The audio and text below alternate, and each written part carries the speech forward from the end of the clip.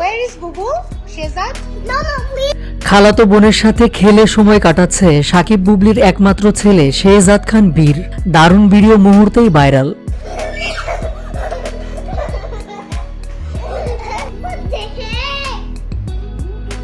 চিত্রনায়িকা বুবলি সম্প্রতি গত কয়েক মাস ধরে প্রথমবারের মতো ভারতের সিনেমায় কাজ করছেন। তাই তো এই সিনেমার শুটিং করার জন্য গত কয়েক মাস ধরে বুবলি কলকাতায় ব্যস্ত রয়েছেন। কলকাতায় ব্যস্ত থাকার কারণে একমাত্র ছেলে বীরকে তার খালার কাছে রেখে গিয়েছেন বুবলি।